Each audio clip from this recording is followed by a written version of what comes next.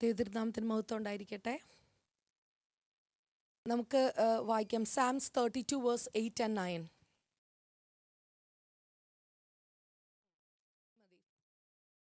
ഇന്ന് എനിക്ക് നിങ്ങളോടൊന്നും പറയാനില്ല, പരിശുദ്ധാത്മാവിന് എന്തോ പറയാനുണ്ട്. കാരണം ദൈവാത്മാവ് തന്നെ എന്നെക്കൊണ്ട് എടുത്തു തന്ന വചനമാണ്. എനിക്കൊന്നും നിങ്ങളോട് ഷെയർ ചെയ്യാനില്ല. ദൈവാത്മാവിന് ചെവി കൊടുക്കുക. ഇതിൽ നമ്മൾ വായിക്കുമ്പോൾ നമുക്ക് വലിയ എക്സ്പ്ലനേഷൻ്റെ ഒന്നും ആവശ്യമില്ലല്ലേ.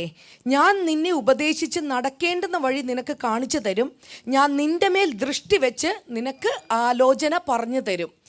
ഇത് കർത്താവ് എന്താ പറയുക, ഡേവിഡിൻ്റെ ഒരു ദാവീദിൻ്റെ ഒരു ഒരു മെഡിറ്റേഷനാണിതല്ലേ. ഇത് ദൈവം പറയുവാണ്, ഞാൻ നിൻ്റെ മേൽ ദൃഷ്ടി വെച്ച് നിനക്ക് ആലോചന പറഞ്ഞു തരുമെന്ന്. അപ്പം ദൈവാത്മാവിൻ്റെ കണ്ണ് നമ്മൾ എവിടെ പോകുന്നു, അങ്ങനെ ദൈവം ഒരു കാര്യം പ്രോമിസ് ചെയ്താൽ, ദൈവം പ്രോമിസ് ചെയ്ത കാര്യമാണ് ദൈവത്തിൻ്റെ കുഞ്ഞുങ്ങളെ, ദൈവത്തിൻ്റെ മക്കളെ ദൈവം നടത്താന്നുള്ളത്. കാരണം ദൈവത്തിന് നമ്മൾ എങ്ങും സ്റ്റംബിളാകുന്നതോ എങ്ങും ഇടറി വീഴാൻ ദൈവത്തിന് ആഗ്രഹമില്ല. വീണും എഴുന്നേറ്റും നടക്കാനും നമ്മുടെ ജീവിതത്തിൽ വലിയ മിസ്റ്റേക്കുകളിലേക്കൊക്കെ പോയിട്ട് നമുക്കൊരു വലിയ ഹാം ഒന്നും വരാനൊന്നും ദൈവത്തിന് ആഗ്രഹമില്ലാത്തതുകൊണ്ട് ദൈവം പറയുക, ഞാൻ എൻ്റെ ദൃഷ്ടി നിൻ്റെ മേൽ വെച്ച് നിന്നെ ഞാൻ നടത്തും. അതായത് ദൈവത്തിൻ്റെ ഒരു ദൃഷ്ടി നമ്മുടെ മേൽ വെക്കുമ്പോൾ നമുക്കറിയാലേ, അല്ലെങ്കിൽ നമ്മളൊരു കാര്യത്തിൽ ഒരു ദൃഷ്ടി വെച്ചാൽ നമുക്കറിയാം നമ്മുടെ ഫുൾ അറ്റൻഷൻ അവിടെ ആയിരിക്കും അല്ലേ. നമ്മുടെ പിള്ളേരുടെ നമ്മളിപ്പോൾ എത്ര ബിസി ആയിട്ടിരുന്നാലും നമ്മളൊരു ഒരു ഒരു കൂട്ടായി ഒരു കോൺഗ്രിഗേഷനിലോ അല്ലെങ്കിൽ നമ്മളൊരു വലിയ എവിടെയെങ്കിലും പോയി കഴിയുമ്പോൾ നല്ല തിരക്കുള്ള സ്ഥലത്താണെങ്കിലും നമ്മൾ എത്ര ബിസിയാന്ന് പറഞ്ഞാലും നമ്മുടെ കണ്ണ് നമ്മുടെ കുഞ്ഞുങ്ങളുടെ മണ്ടയ്ക്ക് ഉണ്ടാകും അല്ലേ. നമ്മുടെ ശ്രദ്ധ വിട്ടുപോകത്തില്ല. അവരെങ്ങോട്ട് പോകുന്നു, അവരെ മിസ്സായി പോവുമോ എന്നുള്ളൊരു പേടി നമ്മുടെ ഉള്ളിലുള്ളത് കൊണ്ട് നമ്മുടെ ശ്രദ്ധ, നമ്മുടെ ഫുൾ അറ്റൻഷൻ, അല്ലെങ്കിൽ അടുത്ത സെക്കൻഡിൽ അവർ ചിലപ്പം മിസ്സായി പോകാൻ, അതിൻ്റെ ഇടയിൽ അവരെ കാണാതായി പോകാനുള്ള ചാൻസ് ഉള്ളതുകൊണ്ട് നമ്മുടെ ഫുൾ ശ്രദ്ധ നമ്മൾ നമ്മുടെ കുഞ്ഞുങ്ങളുടെ മേൽ വെക്കും. ഇതുപോലെ ദൈവം പറയുക, ദൈവത്തിൻ്റെ കുഞ്ഞുങ്ങളുടെ മേൽ ദൈവം ദൃഷ്ടി വെച്ച് നടത്തും എന്ന്, ആലോചന പറഞ്ഞു തന്ന് നമ്മളെ നടത്തുമെന്ന്. അത് കഴിഞ്ഞിട്ടുള്ള വാക്യം നമുക്കറിയാം അല്ലേ. അത് കഴിഞ്ഞിട്ട് പറയണത് എന്താ, നിങ്ങൾ ബുദ്ധി. പക്ഷെ ഇങ്ങനെയൊക്കെ ദൈവം നടത്തും. ദൈവം ഇങ്ങനെ നമ്മളെ നടത്തും, ആലോചന പറഞ്ഞു തന്ന് ദൈവത്തിൻ്റെ കണ്ണ് നമ്മളിൽ നിന്ന് എടുക്കാതെ ഫുൾ അറ്റൻഷൻ നമ്മളിൽ തന്ന് ദൈവം നടത്തും നമ്മളെ. പക്ഷേ പിന്നെ അടുത്ത വാക്യം പറയുന്നത്, നിങ്ങൾ ബുദ്ധിയില്ലാത്ത കുതിരയെയും കോവർ കഴുതയെയും പോലെ ആകരുത്. അവയുടെ ചമയങ്ങളായ കടിഞ്ഞാണും മുഖപ്പട്ടയും കൊണ്ട് അവയെ അടക്കി വരുന്നു, അല്ലെങ്കിൽ അവ നിനക്ക് സ്വാധീനമാകുകയില്ല. ചിലപ്പോഴെങ്കിലും നമ്മളിങ്ങനെയാണോ? ദൈവം ആലോചന പറഞ്ഞു തന്ന് ദൈവം ഇതിലേ നടക്ക് എന്ന് നമുക്ക് കൃത്യമായി പറഞ്ഞു തന്നാലും ചിലപ്പോഴെങ്കിലും ബുദ്ധിയില്ലാത്ത കുതിരയെ പോലെയും കോവർ കഴുതയെ പോലെയൊക്കെ നമ്മൾ ആകാറുണ്ടോ? നമ്മുടെ സ്വന്തം ബുദ്ധിയിലൂന്നി അല്ലെങ്കിൽ ദൈവശബ്ദത്തെ വിശ്വസിക്കാതെ സ്വന്തം രീതിയിൽ നടന്ന് ആകാറുണ്ടോ? എൻ്റെ ഒരു അനുഭവം പറയുമായിരുന്നെങ്കിൽ ഞാൻ ഇങ്ങനെ ആയിരുന്നു. ഞാൻ IELTS പഠിച്ചുകൊണ്ടിരുന്നപ്പം എൻ്റെ കൂടെ അവിടെ ഒരു റിസപ്ഷനിസ്റ്റ് ഉണ്ടായിരുന്നു, പ്രിൻസി. പുള്ളിക്കാരി പെന്തക്കോസ്തായിരുന്നു. പുള്ളിക്കാരി യാക്കോബായ കൺവേർട്ടഡ് പെന്തക്കോസ്തായിരുന്നു. പുള്ളിക്കാരി എൻ്റെ അടുത്ത് വചനം പറയും. പുള്ളിക്കാരി ഞാനും തമ്മിലൊരു ബന്ധമുണ്ട്. ഞങ്ങൾ ഒരേ വർഷം ഒരേ മാസം തലേന്നും പിറ്റേന്നും ഉണ്ടായത്. അപ്പം ബർത്ത്ഡേറ്റ്സ് അറിയുന്നതുകൊണ്ട് തന്നെ ഞങ്ങൾക്കൊരു പ്രത്യേക, പുള്ളിക്കാരി എന്നെക്കാളും ഒരു ദിവസത്തിന് മൂത്തത്. അപ്പോൾ ഒരു ബന്ധം ഉണ്ടായിരുന്നു. അതുകൊണ്ടായിരിക്കാം പുള്ളിക്കാരി എപ്പോഴും എൻ്റെ അടുത്ത് വചനം പറയാൻ വരും. ഞാൻ ബാക്കിയെല്ലാം കേൾക്കും, ഇത് ഒരു സൈഡിൽ നിന്ന് ഞാൻ വേറൊന്നും കൊണ്ടല്ല. സൺഡേ സ്കൂളിൽ ഞങ്ങളെ പഠിപ്പിച്ചത് അങ്ങനെയൊക്കെ ആയിരുന്നു. ഇത് കേൾക്കാൻ നിൽക്കരുതെന്നായിരുന്നു പഠിപ്പിച്ചിരുന്നത്. ഞാൻ യാക്കോബായ ഭയങ്കര വിശ്വാസി ആയതുകൊണ്ട് ഞാൻ ഇതിന് ചെവിയും കൊടുക്കത്തില്ലായിരുന്നു. ഞാൻ ഒരു സൈഡിൽ കൂടി വലിഞ്ഞ് പോയി കളയും. പക്ഷേ ഞങ്ങളുടെ ബന്ധം ഞങ്ങൾ കീപ്പ് ചെയ്തു. ഞാൻ പഠിച്ചു കഴിഞ്ഞപ്പം അതേ ഇൻസ്റ്റിറ്റ്യൂഷനിൽ എന്നെ IELTS ട്രെയിനറായിട്ട് എടുത്തു. ഞാൻ അവിടെ ട്രെയിനറായിട്ട് വർക്ക് ചെയ്യുന്ന സമയത്തും ഈ പുള്ളിക്കാരി അവിടെ റിസപ്ഷനിസ്റ്റ് ആയിട്ടുണ്ട്. അപ്പോഴും ഈ പുള്ളിക്കാരി എൻ്റെ അടുത്ത് വചനം പറയാൻ വരും. ഞാൻ കേൾക്കത്തില്ലെന്ന് വെച്ചാൽ ഞാൻ നൈസായിട്ട് അവിടെ നിന്ന് വലിഞ്ഞു കളയും. പിന്നെ കുറേ കഴിഞ്ഞപ്പോഴത്തേനും പുള്ളിക്കാരി സൺഡേയിൽ ചേർച്ചിൽ പോകുമ്പോൾ പുള്ളിക്കാരിയുടെ കൂടെ ചർച്ചിൽ നിന്നൊരു സിസ്റ്റർ വരുമായിരുന്നു. അപ്പം ഞാൻ നോട്ട്സ് പ്രിപ്പയർ ചെയ്യാൻ സൺഡേ ഇരിക്കുമ്പോൾ പിള്ളേർ എൻ്റെ കൂടെ ഇരുന്ന് അവർ പഠിക്കുന്നുണ്ടാകും, ഞാൻ ഒരറ്റത്തിരുന്ന് നോട്ട്സ് പ്രിപ്പയർ ചെയ്യുന്നുണ്ടാകും. ഈ പുള്ളിക്കാരി ഇങ്ങനെ വന്നിരുന്ന് പിള്ളേരോട് വചനം പറയാൻ തുടങ്ങുമ്പോൾ അതിൽ ചില പിള്ളേർ എതിർത്ത് വചനം തിരിച്ച്. അപ്പം ഞാനിങ്ങനെ മനസ്സിലോർക്കും, മണ്ടികൾ, കാരണം എന്നോടൊക്കെ പറഞ്ഞു തന്നിട്ടുണ്ട് എതിർക്കാൻ പോകരുത്, ഇവർ കേൾക്കാൻ നിൽക്കരുതെന്ന്. ഇതൊക്കെ എതിർത്ത് നാളെ ഇതിൽ പോകുമെന്നും പറഞ്ഞുകൊണ്ട് ഞാൻ പയ്യൊരു ഫോണൊക്കെ വരുന്ന പോലെ ഫോണും എടുത്ത് ഞാനങ്ങ് വലിഞ്ഞു കളയും, അവിടെ ഇരിക്കത്തേയില്ല. ഇങ്ങനെ പല പ്രാവശ്യമായി ഇവിടെ വന്നു, ഈ രാജ്യത്ത് വന്നു ദൈവം കറങ്ങി തിരിഞ്ഞ് ഞങ്ങളെ ഒരു പാസിൻ്റെ കൂടെയാണ് ഞങ്ങൾ വീട് ഷെയർ ചെയ്തത്. അപ്പോൾ അവർ മീറ്റിംഗ് വെക്കും, അവരുടെ ഫാസ്റ്റിംഗ് പ്രെയർ എല്ലാ 4th സാറ്റർഡേ ആയിരുന്നു. അപ്പോൾ ഞാൻ അന്ന് എല്ലാ വീക്കെൻഡും അവധിയാണ്. ഇവർ ഫാസ്റ്റിംഗ് പ്രെയർ വെക്കും. ആദ്യം ഞാൻ പെട്ടുപോകുന്ന ദിവസങ്ങളിൽ ഞാൻ അവിടെ ഇരിക്കും. പക്ഷേ എനിക്കൊരു ബുദ്ധിമുട്ട്, താഴെ പ്രെയർ ഒരു റൂം താഴെയും ഞങ്ങളുടെ റൂം മേളിലുമാണ്. താഴെ പ്രെയർ നടക്കുമ്പോൾ മേളിലിങ്ങനെ ഇരിക്കാൻ ആ ഒരു സ്റ്റബേൺനെസ് ആണ് എൻ്റെ ഉള്ളിലൊരു തോന്നൽ. അപ്പം ഞാൻ ഓർത്തു, ഇവിടെ ഇരിക്കാതിരുന്നാലല്ലേ പ്രശ്നമുള്ളൂ, ഇവിടെ അങ്ങ് പോയി കളഞ്ഞാൽ പ്രശ്നമില്ലല്ലോ. അപ്പം ഞാൻ എന്ത് ചെയ്യും, ഇപ്പം അവരുടെ ടൈമും കാര്യങ്ങളൊക്കെ ഞാൻ പഠിച്ചു. എല്ലാ 4th സാറ്റർഡേ ആണെന്ന് ഞാൻ മനസ്സിലാക്കി, അവരുടെ ടൈമും ഞാൻ മനസ്സിലാക്കി. ഇത് തുടങ്ങുന്നതിന് മുമ്പ് എൽസൺ ഡ്യൂട്ടിക്ക് പോകും. ഞാൻ എന്താ പറയുക, നൈസായിട്ട് ഞാൻ സിറ്റി സെൻറ്ററിൽ പോകും. വെറുതെ കറങ്ങി അലഞ്ഞ് തിരിഞ്ഞ് നടന്ന് രാത്രി അവരുടെ മീറ്റിംഗ് തീരുന്ന സമയമാകുമ്പോൾ ഞാൻ തിരിച്ച് വീട്ടിൽ വരും. എല്ലാ 4th സാറ്റർഡേയും എൻ്റെ പരിപാടി ഇതാണ്. കാരണം അവിടെ ഇരുന്ന് അവരെ എതിർക്കണ്ടല്ലോ, എന്താ പറയുക, സ്റ്റബേൺ ആകണ്ടല്ലോ എന്നോർത്ത്. പക്ഷേ ഞാൻ ഇങ്ങനെ കുറേ നാൾ നടന്നു, ദൈവം എന്നെ പിടിച്ചു. ഇതുപോലെ പറഞ്ഞ ഈ എന്താ പറയുക, ബുദ്ധിയില്ലാത്ത കുതിരയും കോവർക്കഴുതയും പോലെ ഇത് കേൾക്കാതെ, ചെവി കൊടുക്കാതെ, ദൈവത്തിൻ്റെ ശബ്ദം കേൾക്കാതെ സ്റ്റബേണായിട്ട് നടന്നു. ദൈവം എന്നെ പിടിച്ചു. എനിക്ക് അതിൻ്റെ ആദ്യത്തെ പ്രഗ്നൻസി എക്ടോപിക് ആയിരുന്നു. സർജറി കഴിഞ്ഞു, വീട്ടിലിരിക്കേണ്ട അവസ്ഥ എനിക്ക് വന്നു. പ്രെയർ നടക്കുമ്പോഴും വീട്ടിലിരിക്കേണ്ട അവസ്ഥ എനിക്ക് വന്നു.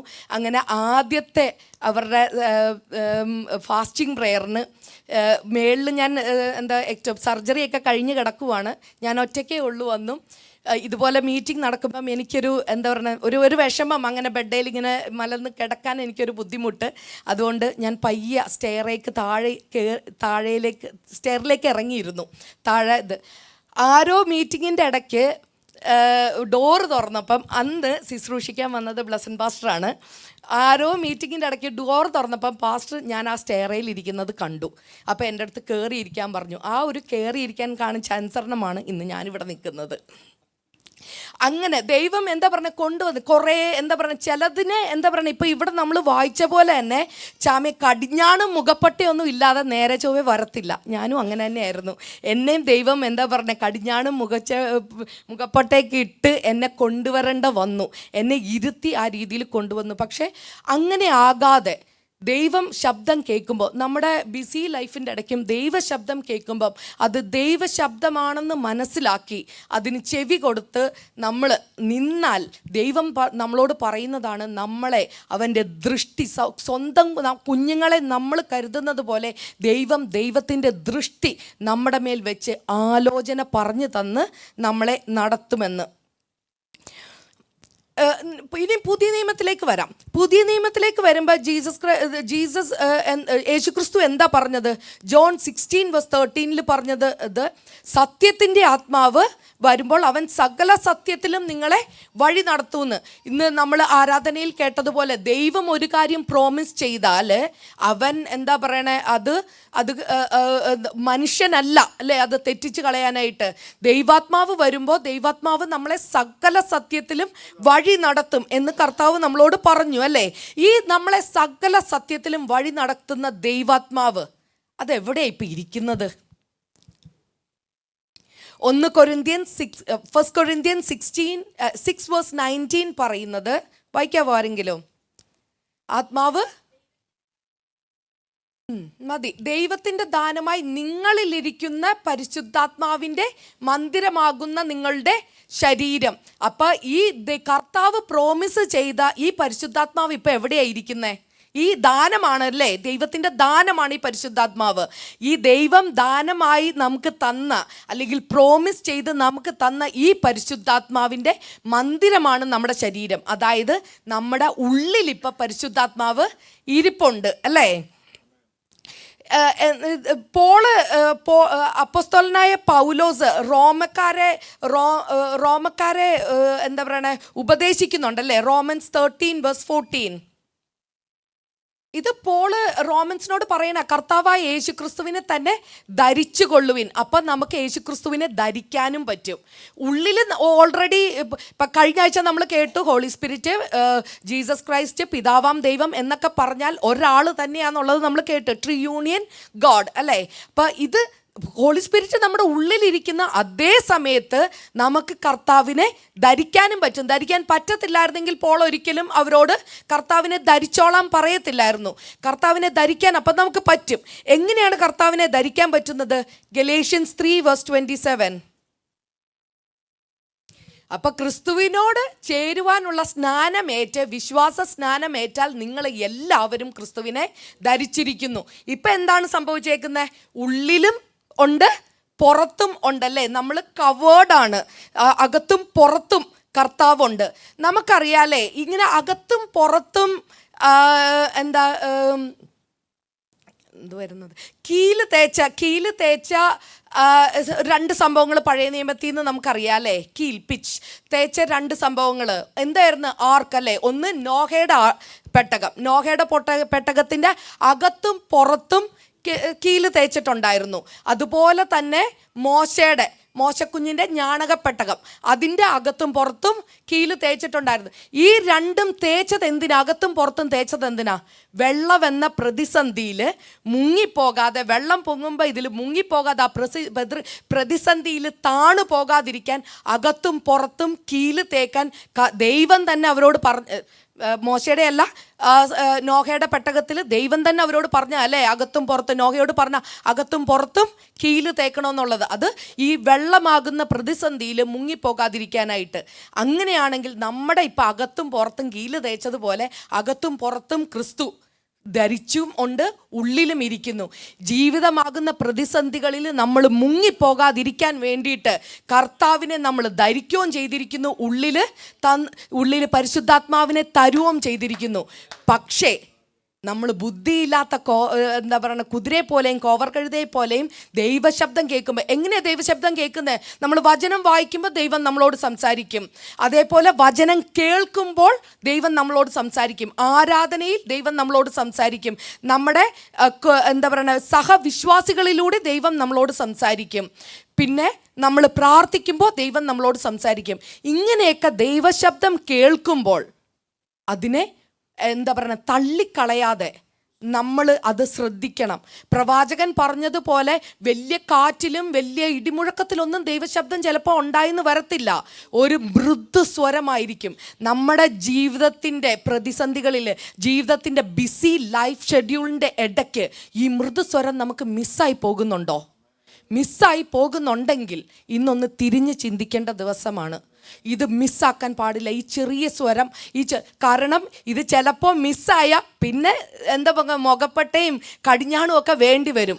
പക്ഷേ ദൈവം പറയുന്നു, നിങ്ങളൊന്ന് ഇടറിപ്പോകാതിരിക്കാൻ, നിങ്ങളൊന്ന് എന്താ പറയുക, നിങ്ങൾ തെറ്റിപ്പോകാതിരിക്കാൻ, മിസ്റ്റേക്കിൽ വീഴാതെ ഞാൻ എൻ്റെ ദൃഷ്ടി നിങ്ങളുടെ മേൽ വെച്ച് നിങ്ങളെ നടത്തുക. അതേ പറഞ്ഞ ദൈവം ഇപ്പം ആ പറഞ്ഞ ദൈവത്തിൻ്റെ ദൃഷ്ടി നമ്മുടെ മേൽ ഇരിക്കുമ്പോൾ തന്നെ ഇപ്പോൾ ദൈവം നമ്മുടെ അകത്തും പുറത്തും. അപ്പം അങ്ങനെ നമ്മൾ മുമ്പോട്ട് പോകുമ്പോൾ ആ ദൈവശബ്ദം കേട്ട് ആ മൃദുസ്വരം മിസ്സാകാതെ മുമ്പോട്ട് നമ്മൾ ജീവിച്ചാൽ നമ്മളൊരു വിജയകരമായ ക്രിസ്ത്യൻ ലൈഫ്, നമ്മൾ എന്താ പറയുക, ക്രിസ്തു ആ ഒരു ഭാവത്തിൽ നമുക്ക് ഇപ്പം തലയാകുന്ന ക്രിസ്തുവിനോടം വളരണം എന്നൊക്കെ വചനം പറയുന്നത് പോലെ, അല്ലെങ്കിൽ ക്രിസ്തുവിനോടൊപ്പം നമ്മളെ സ്വർഗ്ഗത്തിൽ ഇരുത്തിയിരിക്കുന്നു. ആ ഒരു സ്ഥാനത്തിലേക്കൊക്കെ നമ്മൾ ഉയരണമെന്നുണ്ടെങ്കിൽ അത് ഓൾറെഡി നമ്മളെ ഇരുത്തിയേക്കുന്ന, പക്ഷെ നമുക്കെന്താ ബോധ്യം വരാത്തത്?